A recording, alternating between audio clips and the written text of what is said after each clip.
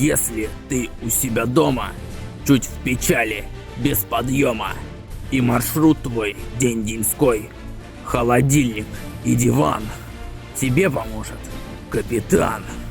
Всем друзьям хорошим рад, вас развеселит пират.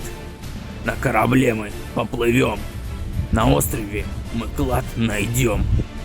Посмотри эфиры наши, прими участие в абордаже. Бесплатные эфиры для ребят, волшебной сказкой удивят. Приходи к нам веселиться, развлекаться и учиться.